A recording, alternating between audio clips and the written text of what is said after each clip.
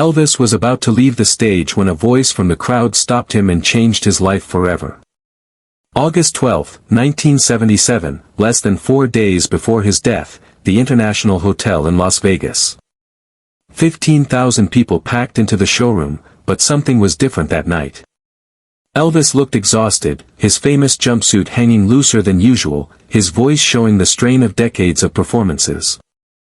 What happened next would become one of the most powerful moments in entertainment history. Subscribe now because what you're about to witness will show you the real Elvis Presley, the man behind the legend who stopped his own show to defend someone who couldn't defend themselves. But let's go back to how this evening started, because understanding that night begins hours before Elvis even stepped on stage. It was supposed to be just another show in Elvis's grueling Vegas schedule. 2 shows a night, 7 days a week, month after month. By 1977, the toll was showing. Elvis had been struggling with his health, his weight, and the relentless pressure of being Elvis Presley. His inner circle was worried. Colonel Parker kept booking shows, but Elvis was running on empty. Backstage at the International Hotel, Elvis sat in his dressing room, staring at himself in the mirror. The man looking back wasn't the same person who had taken the world by storm 20 years earlier. His face was puffy, his eyes tired. His longtime friend and bodyguard, Red West, later recalled that Elvis seemed different that night, quieter, more reflective. "Boss, you sure you're up for this?" Red asked, adjusting Elvis's cape.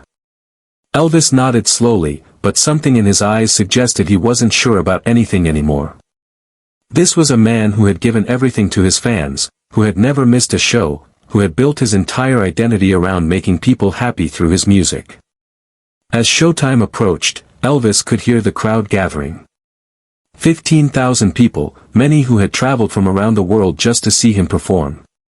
The familiar sounds of excitement, anticipation, the electric energy that came with an Elvis show. For most performers, this would be energizing. But for Elvis that night, it felt like a weight he wasn't sure he could carry. At 8:30 p.m., the lights dimmed. The familiar opening chords began. Elvis emerged from the wings in his white jumpsuit with gold studs, the cape flowing behind him. The crowd erupted as it always did, but Elvis's movements were different, more deliberate, less fluid than usual. But what the audience didn't know was that this show would test Elvis in a way no performance ever had.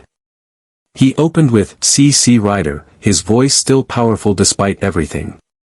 The crowd was with him, as they always were. For the first few songs, it seemed like any other Elvis show.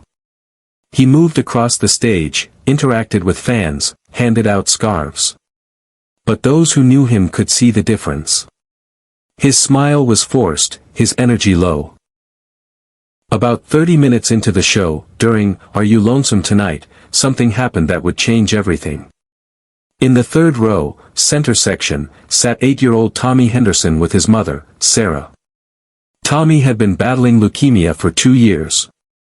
This Vegas trip was a make-a-wish request. His one dream was to see Elvis Presley perform. Sarah had saved for months to make it happen, knowing it might be one of the last experiences she could share with her son. Tommy was small for his age, the effects of chemotherapy obvious to anyone who looked closely. He wore a baseball cap to cover his baldness, and his face was thin, but his eyes were bright with excitement. This was his hero, his idol, the man whose music had gotten him through countless hospital stays and painful treatments. As Elvis moved through "Are You Lonesome Tonight?" his eyes found Tommy in the crowd. Something about the boy's intense gaze, his obvious illness, his pure joy at being there, struck Elvis deeply. For a moment, their eyes met across the crowded showroom. But it was what happened next that nobody expected. Elvis stopped singing mid-verse. The band continued for a few measures before realizing their lead singer had gone silent. 15,000 people sat in confused quiet. From somewhere in the back of the showroom came a loud, slurred voice, "Keep singing, fat boy. We paid to hear music, not watch you stare at kids." The heckler was clearly drunk, clearly angry, and clearly determined to ruin the moment. Other audience members turned to look, some shushing him, others just staring in shock. You didn't heckle Elvis Presley. It just wasn't done. Elvis's face changed. The exhaustion was replaced by something else, a flash of the old fire, but mixed with something deeper. He looked toward the back where the voice had come from, then back at Tommy, who had shrunk down in his seat, embarrassed and scared that somehow he had caused this disruption. The tension in the room was electric. Elvis's band members looked at each other, unsure what to do. The audience held its collective breath. This could go very wrong, very quickly. Elvis walked to the edge of the stage, his cape flowing behind him. He looked out over the crowd, and when he spoke, his voice carried clearly to every corner of the showroom. Sir, Elvis said, his voice calm but firm, I can see from here that you're having a rough night. We all have them. But there's a little boy down here who's having a rougher year than any of us can imagine, and he came here tonight to forget about that for a while. The heckler tried to respond, but Elvis wasn't finished. Now, you can keep making noise and ruin his night, or you can let me do what I came here to do, make people happy. What's it going to be? But the story doesn't end there. What happened next showed the world who Elvis Presley really was. The heckler fell silent, but Elvis wasn't done. He had made his point, but now he had a bigger mission. He looked back at Tommy, who was staring up at him with wonder and gratitude. What's your name, son? Elvis called out to the boy. Tommy was too overwhelmed to speak, but his mother answered, his name is Tommy. He's 8. Elvis smiled, the first genuine smile he'd shown all evening. Tommy, can you come up here with me? The crowd began to cheer as Tommy, with his mother's help, made his way to the stage. Elvis's security team helped lift the boy up, and suddenly Tommy Henderson was standing next to Elvis Presley on the stage of the International Hotel. Elvis knelt down to Tommy's level. What's your favorite song, buddy? Love Me Tender, Tommy whispered, his voice barely audible. Elvis stood up and signaled to his band. Let's do Love Me Tender for my friend Tommy here. But as Elvis began to sing, something magical happened. Tommy, forgetting his shyness, began to sing along. His thin, small voice mixing with Elvis's powerful baritone. The crowd was mesmerized, many wiping away tears as they watched this unlikely duet. As they sang together, Elvis reached into his pocket and pulled out one of his rings, a gold band with a small diamond that he often wore. Without fanfare, he slipped it onto Tommy's small finger. That's for being brave, Tommy, Elvis said quietly, but his microphone picked it up, and the entire audience heard. The moment that followed would become legend, but first, you need to understand what that ring represented. This wasn't just any ring. It was one Elvis had worn for years, a gift from his father when he first started performing professionally. Vernon Presley had saved for months to buy it, telling his son, this is to remind you that no matter how big you get, you remember where you came from and who you're doing this for. As Tommy looked at the ring on his finger, Elvis continued singing, but now his voice was stronger, more passionate than it had been all evening. The exhaustion was gone, replaced by purpose. This is why he performed, not for the money, not for the fame, but for moments like this. The crowd was completely captivated. Many were crying openly as they watched this interaction between the king of rock and roll and a sick little boy. The heckler in the back was long forgotten, his rudeness overwhelmed by the beauty of what was happening on stage. After Love Me Tender ended, Elvis walked Tommy back to his seat, but not before whispering something in his ear that only Tommy could hear, you keep fighting, little man. You're stronger than you know. Elvis returned to the stage and continued his show, but everything was different now.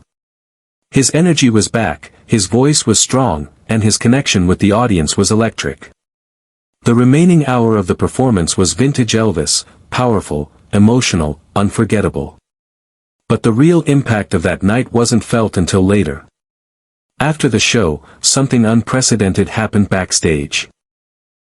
Elvis, who usually retreated immediately to his dressing room after performances, asked his security team to bring Tommy and his mother backstage. This wasn't standard protocol. Elvis rarely met with fans after shows, especially not in 1977 when his health was declining. In his dressing room, Elvis sat with Tommy and Sarah for nearly an hour. He asked about Tommy's treatment, his favorite things, his dreams.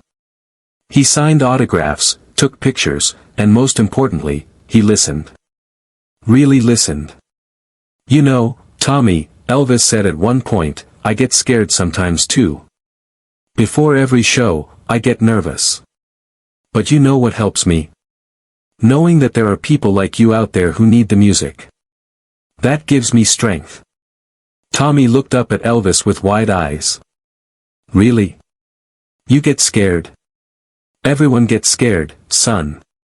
But being brave isn't about not being scared. It's about doing what you need to do even when you are scared." Before they left, Elvis made one more gesture that would resonate for years to come. He took off his necklace, a gold chain with a small cross that he wore constantly, and placed it around Tommy's neck. "This is to keep you safe," Elvis said. "And to remind you that someone believes in you." The impact of that night extended far beyond the showroom. Tommy Henderson's story spread quickly. Local newspapers picked it up, then national media. The story of Elvis stopping his show to defend and befriend a sick child captured hearts around the world. Letters poured in from fans who had witnessed the moment, sharing their own stories of Elvis's kindness. But the real impact was on Elvis himself. Friends and colleagues noted that something changed in Elvis after that night. Despite his health struggles, his remaining performances showed renewed energy and purpose. He seemed to remember why he had started performing in the first place. Red West later said, "That little boy reminded Elvis who he was. Not the celebrity, not the icon, but the man who started singing because he wanted to make people feel something." Tragically, Elvis passed away just 4 days later on August 16, 1977. His death shocked the world, but for those who witnessed that night at the International Hotel, there was some comfort in knowing that Elvis's last performances showed him at his most human, most compassionate. Tommy Henderson kept both the ring and the necklace Elvis gave him. Years later, after his own recovery from leukemia, Tommy became a music therapist, working with sick children in hospitals. He always wore Elvis's necklace during his sessions, and he would tell his young patients the story of the night Elvis Presley showed him what it meant to be brave. The ring Elvis gave Tommy was eventually donated to Graceland, where it's displayed with a plaque telling the story of that August night. But Tommy kept the necklace, wearing it every day as a reminder of the man who took time from his own pain to ease the pain of a child. But perhaps the most powerful legacy of that night was how it changed everyone who witnessed it. The heckler, identified later as a construction worker named Bill Morrison, was so moved by what he had witnessed that he sought out Tommy's family the next day to apologize. He had been drinking heavily, dealing with his own personal problems, and had lashed out inappropriately. Seeing Elvis's graceful response and Tommy's courage made him reevaluate his own behavior. Morrison later became involved in fundraising for children's cancer research, often sharing the story of how Elvis Presley and a brave little boy taught him about dignity and compassion. The other audience members that night never forgot what they witnessed. Many described it as the most powerful live performance they had ever seen, not because of the music, but because of the humanity on display. A bootleg recording of that show circulated for years among Elvis fans, with the moment when Elvis stopped the heckler and befriended Tommy becoming legendary.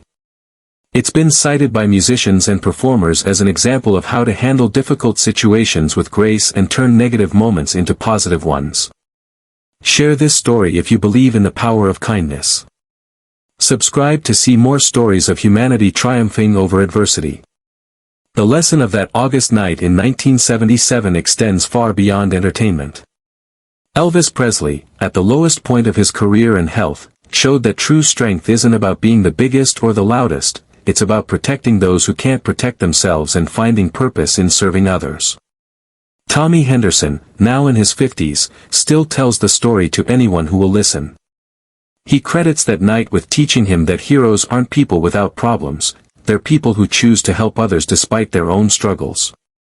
The ring, the necklace, and the memory of that night became symbols of something larger than both Elvis and Tommy. They became symbols of the connection between artist and audience, between the famous and the forgotten, between those who have power and those who need protection. In a world where celebrities often seem disconnected from real people and real problems, Elvis Presley's final performances remind us that true greatness comes not from talent alone, but from how we choose to use that talent to lift others up. That's the real legacy of Elvis Presley, not just the music, but the moments when the music stopped and the man stepped forward.